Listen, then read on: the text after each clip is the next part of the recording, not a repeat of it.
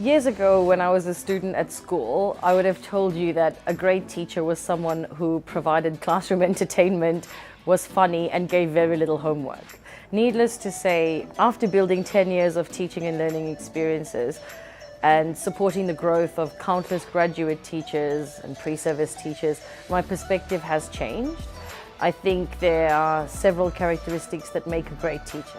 This includes the practice of respecting students, creating a sense of belonging and community within the classroom, setting high expectations, and creating the ideal conditions of growth for learners. I'd say a great teacher is warm, accessible, enthusiastic, and caring. This person is not only approachable to students, but approachable to everyone in the work environment. I believe that learning is a consequence of thinking and that effective teachers help students become better thinkers. A teacher's role has shifted from delivering information to fostering student engagement with their ideas.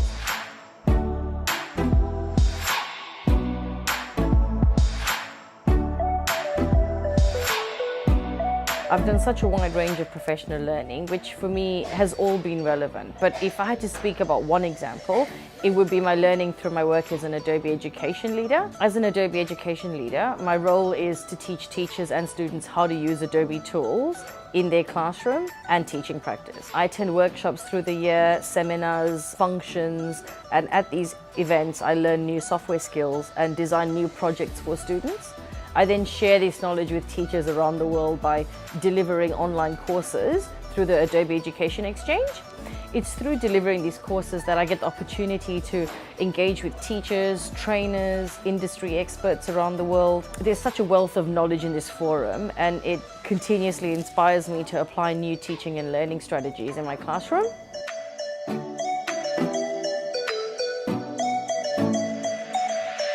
Working with parents is really important when it comes to improving learning outcomes for each student. I think the parents are one of the key stakeholders in their child's journey, and building a good relationship with them leads to increased cognitive skills of those students. Cognitive skills deal in feelings, emotions, and I think harnessing them in order to be more productive is really important. So when you get parents on board, naturally students' cognitive skills increase.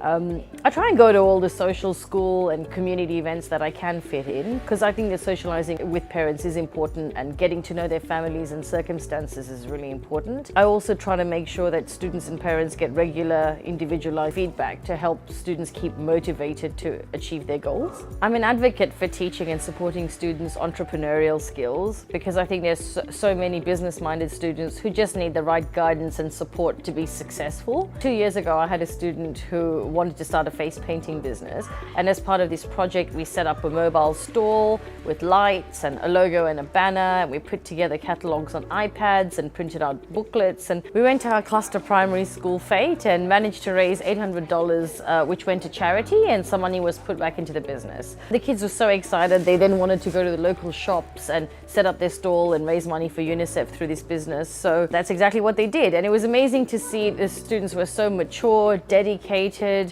They just had a wonderful time, and parents out in the community and community members got to see all the students in action, and I think everyone just felt really proud of the work that they were doing, and they made videos to promote their achievements and to save the memory of that experience. So it's really important to us. About 3 years ago, we partnered with CSR.io, and we joined a program called Scientists and Mathematicians in Schools. The program links practicing scientists, mathematicians, engineers, and IT professionals with classroom teachers and their students. This partnership allowed teachers to have access to a mentor and an industry expert for various projects. The outcomes of this project were incredible. We have very strong partnerships with universities, and I try to use these innovatively to enhance student outcomes. One example is the in-class mentoring program I've set up with Edith Cowan University. This is a mentoring program, and it allows pre-service ICT teachers who are enrolled at the university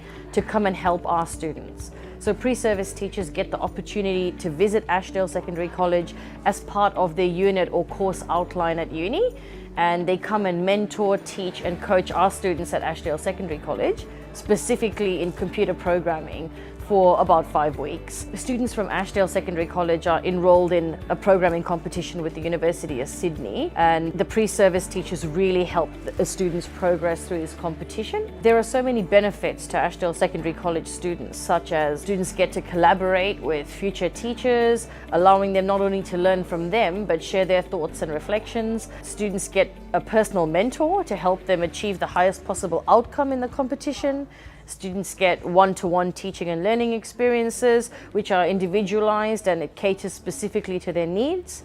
There are also benefits for pre-service teachers at Edith Cowan University. For example, pre-service teachers get to work with an experienced teacher and see what authentic learning environments look like. They build a rapport with students and gain real-life teaching experience. We also give them like a reference letter and certificate of participation, and we provide workshops on how to write job applications. So it works out good for everybody. The advice I have for new teachers is to be passionate, creative, flexible and inspiring to others. You have to make friends at work, because if you socialize with other teachers, you build friendships, social bonds, and you learn so much from the people around you. You have to get to know your students. You really need to build a rapport with them, because getting to know what they like, their personality, their interests, their passions, it's so important. It just reduces behavior management, and students are so much more engaged because you know them. Make parents happy. A student's progress is always better when their parents are on board. You could do this by doing simple things like phone calls home, emails, sharing school photos, writing newsletter articles, attending school events, and just having a chat with them. I think classroom design is really important. These are some of my last handy hints for new teachers. Introduce yourself to admin staff and be really nice to them, because they can do a lot for you. Make friends in all learning areas of the school and let teachers get to know you. Find out what facilities you have access to and their booking systems, for example, maybe a theatre, auditorium, computer labs, etc. Find out what technology you have access to, like iPads, laptops, software, 3D printers, etc. Find out if you have access to a budget and what it is. If you're comfortable enough in your practice, get a mentor or a coach to bounce ideas off, but only when you're ready for this. Don't rush it. Get to know your colleagues and work with positive, inspiring teachers. Attend school functions when possible, because students will be so appreciative and really support you. My name is Shaloni Naik and I'm a digital technologies teacher at Ashdale Secondary College. Okay. Next somebody is like, Alex is so energetic. Oh, this is great. Okay. Whew.